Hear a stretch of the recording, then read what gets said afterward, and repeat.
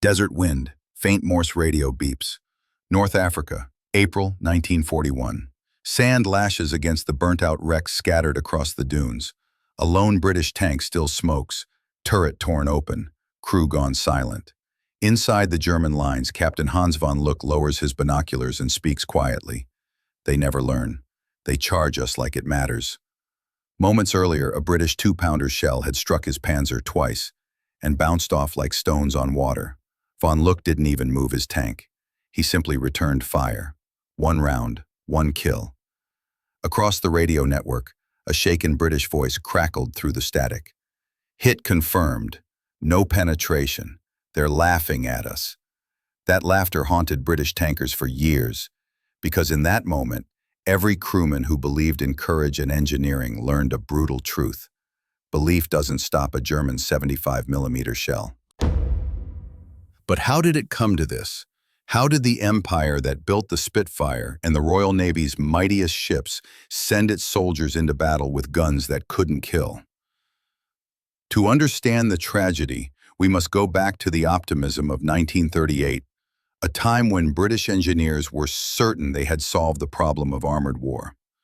When Britain went to war in September 1939, its tanks carried the QF 2-pounder, a small, efficient 40mm gun. On paper, it made perfect sense. It could pierce 50mm of armor, enough to destroy anything Germany fielded in Spain or Poland. But war on paper isn't war in reality. In the real world, tanks move, terrain distorts angles, and fear makes men aim high or fire too soon. The 2-pounder had no explosive shell. It couldn't destroy bunkers, machine gun nests, or infantry. It could only punch holes in armor, and by 1940, it couldn't even do that. France, May 1940. British tank crews rolled forward, believing their machines were equals to the Panzer divisions. They were wrong. At 1,000 yards, 2-pounder rounds bounced off German hulls with a cruel metallic ping. Inside those British tanks, the gunners could hear it, that sickening ring that meant the enemy would live long enough to shoot back. And when the German shells came, they didn't bounce. Panzer's advancing. Range, 900. Our shots aren't going through, sir. Greater than, keep firing. For many of them, that was the last order they ever heard. The 2-pounder was supposed to be a precision weapon for a precision doctrine. A weapon designed by men who believed maneuver mattered more than firepower. They had designed for speed. Germany designed for war. Pause. 5010, March 1941. The Western Desert burned under the noon sun. For the men of the 7th Armored Division, the desert rats, it felt less like war and more like survival. The British 2-pounder had already earned a cruel nickname among crews, the little pointy gun. It could punch holes in paper, not in panzers. Rommel's Africa Corps had arrived. Their tanks, the Panzer III and IV, moved like wolves through the sand, coordinated, silent, and deadly. British crews, still clinging to pre-war doctrine, charged head-on. They were slaughtered. Gunfire, ricochets, muffled shouting. 2-pounders jammed. Range 600. Greater than. Ricochet again, God help us. The Germans watched the shells spark harmlessly off their armor and began to laugh over their radios. For British gunners, that laughter was worse than gunfire. Rommel exploited every weakness. He drew British tanks in, feigned retreat, then wheeled about at the exact range where German shells penetrated, and British shells could not. It was systematic killing dressed as tactics. Inside a disabled crusader, Sergeant William Harlan recorded his last words in a notebook later found by recovery teams. We hit them 5 times. Nothing. They hit us once. Everything. By mid-1941, crews began calling these battles Panzer safaris, because hunting implies sport, and to them, they were the hunted. British doctrine had promised mobility would win wars. Instead, mobility just got them killed faster. At Sidi Rezej in November 1941, the 7th Armored Brigade lost 113 tanks in one day. German losses, 72, but the Germans repaired most of theirs. British wrecks became bonfires under the desert sun. Even victory began to feel like defeat. Crews knew that if they fired first, they'd still die before their second shot landed. Back home, the War Office insisted the 2-pounder was adequate, but the men in the desert had another word for it: suicidal. When Rommel pushed them back toward the Egyptian frontier, British morale began to collapse. Some crews prayed before each sortie, others simply stopped caring. Captain Alan Dorman wrote in his letter to his wife, "It isn't bravery anymore, Margaret, it's mathematics, and the math says we die first." The British Army had learned its lesson the hard way, and the lesson was written in burning tanks and buried men. But in the laboratories of Vickers Armstrong back in England, a new gun was already being designed, one that might finally change the equation. Its name was simple, its promise extraordinary: the 6-pounder. Pause. Artunia, January 1943. A gray dawn breaks over the shattered ridges of Hunt's Gap. Smoke drifts low across the valley. In the distance, the unmistakable sound of diesel engines grows louder. Tigers, the first ever encountered by British forces. Enemy armor sighted. Massive, repeat, massive tanks closing fast. For the men of the 2nd Anti-Tank Regiment, this was the moment their new weapon would either justify its existence or become another death trap.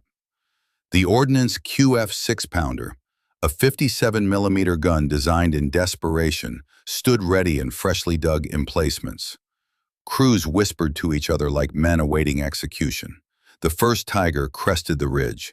56 tons of German steel, its armor thick enough to shrug off anything the British had fielded before. The gun commander gave a quiet order.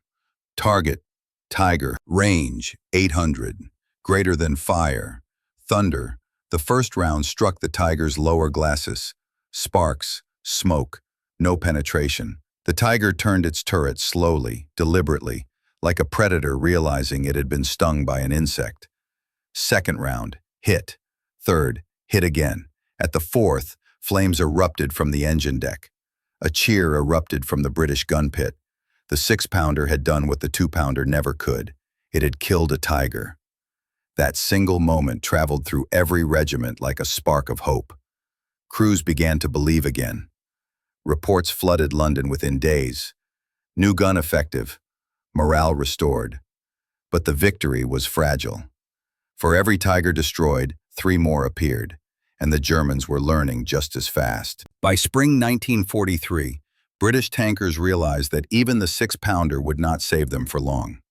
New German armor, the Panther, was already rolling off assembly lines in the thousands. The Panther's frontal armor was 80 millimeters thick, sloped at 55 degrees, effectively over 120 millimeters to incoming fire. Against that, the 6-pounder might as well have been a musket.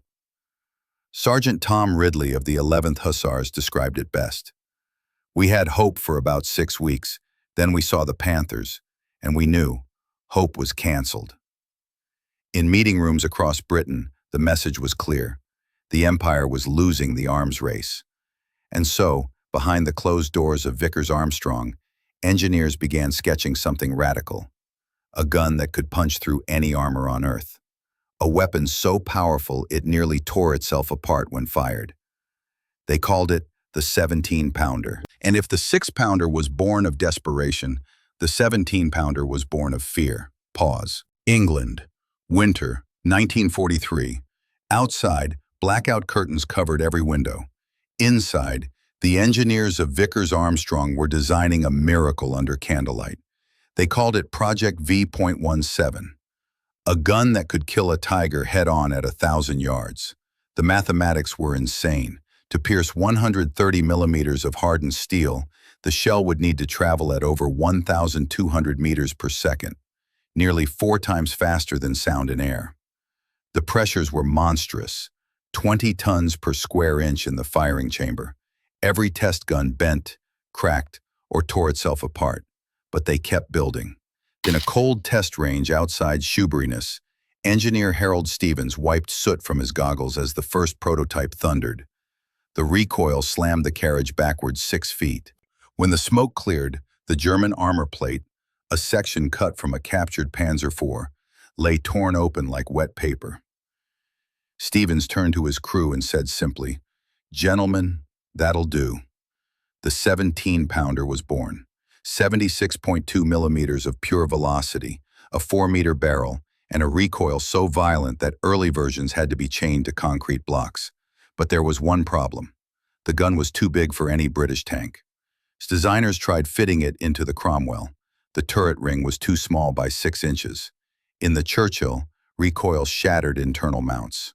Every blueprint ended with the same word stamped in red ink: rejected. The weapon existed, but no tank could carry it. In desperation, engineers turned to an American import, the M4 Sherman. Its turret ring was larger, its hull sturdier, and most importantly, there were thousands of them arriving through Lend-Lease. In a small garage outside Lulworth, Lieutenant Colonel George Witheridge and his crew took a cutting torch to a Sherman turret. They tore out the radio compartment, moved the loader's seat, and wedged the massive 17-pounder into place.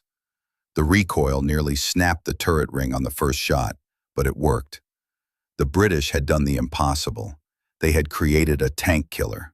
It was awkward, cramped, and temperamental, but it could destroy any German tank on Earth. They called it the Sherman Firefly, and when it rolled onto the fields of Normandy, the hunters would finally become the hunted. Pause. June 7th, 1944. The fields of Normandy were quiet, too quiet. Rows of Shermans crawled through hedgerows slick with rain and mud. Among them rolled a new shape, longer barrel, heavy muzzle brake, the Sherman Firefly. To most German crews, it looked like any other Sherman. That was the mistake that would kill them. In a hedgerow near Villers-Bocage, Sergeant Stan Lockwood's Firefly lay hidden, engine off, gun elevated. Across a narrow lane, the 12th SS Panzer Division was advancing, confident, disciplined, unstoppable. Then, "Hold your fire. Wait for my mark." Through the gun sight, the loader whispered, "That's a Panther, 800 yards.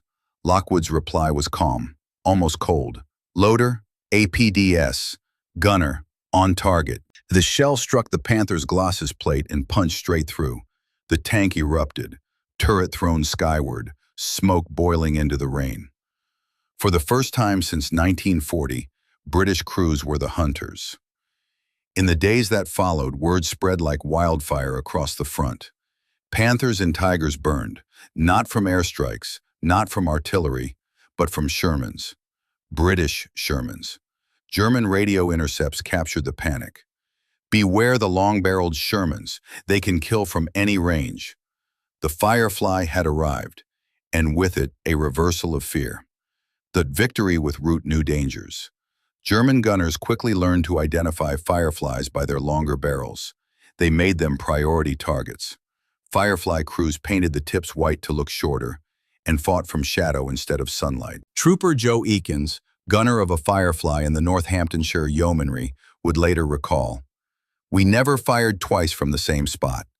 The moment you fired, you moved, because every German gun in France wanted your head."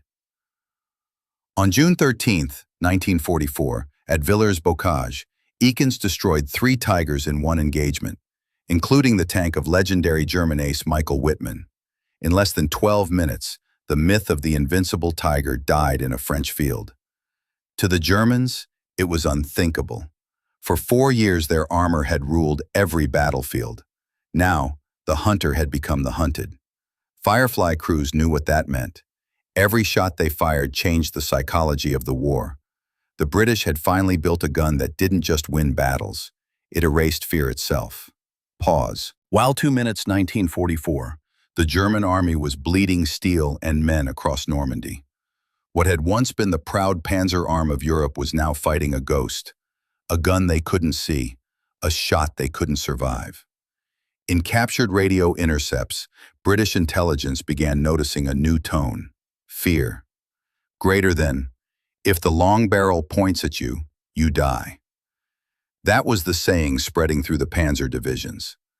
Crews that once charged forward with confidence now hesitated, scanning every hedgerow, every farmhouse, because any Sherman could be a Firefly.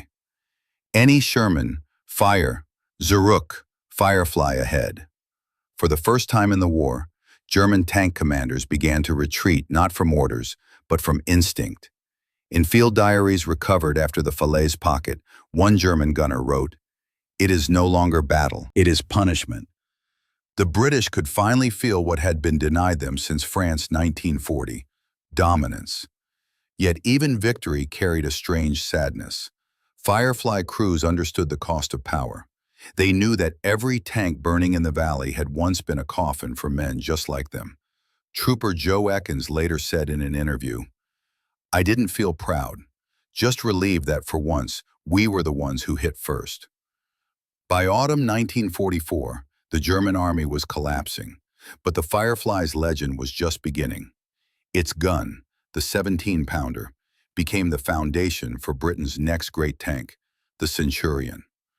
Across the Atlantic, American engineers studied the same data and accelerated the design of their own heavy gun, the 90mm for the upcoming M26 Pershing. The message was clear. The age of the invincible tank was over. Some Berlin, as the Reich crumbled, a captured German major told his interrogators, "Greater than, you British have found the secret. You made a weapon that kills courage." That was the Firefly's true victory, not just in armor, but in psychology. Because once fear changes sides, wars begin to end.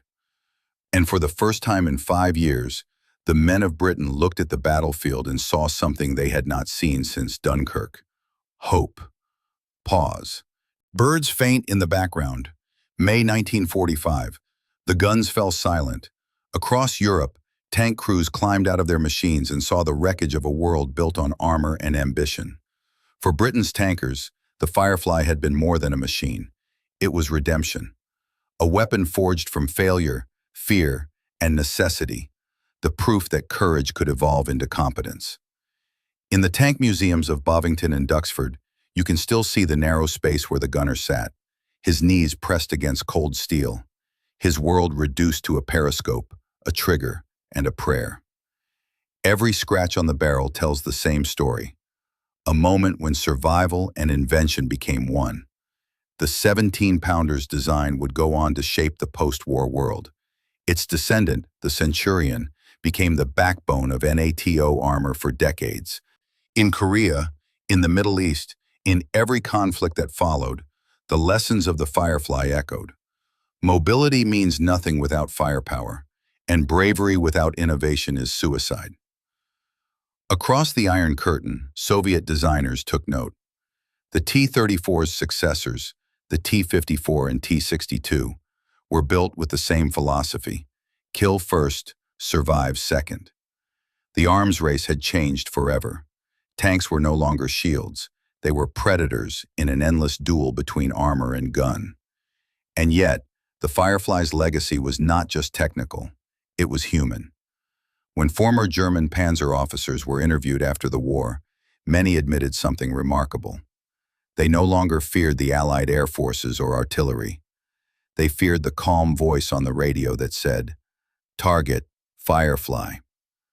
Today, historians still debate whether the Firefly changed the outcome of the war. Perhaps it didn't. Perhaps the war would have ended the same way.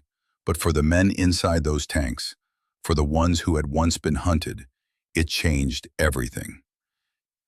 It proved that no failure is final, that every defeat carries the seed of invention, and that the smallest machine, born in desperation, can shift the balance of history. As one British tanker wrote in his final diary entry before leaving France, "We came here with nothing that worked. We leave with something that did." And somewhere under museum lights, a Firefly still rests, quiet, weathered, but undefeated. Because history doesn't just remember who fired first. It remembers who refused to stop trying. Pause.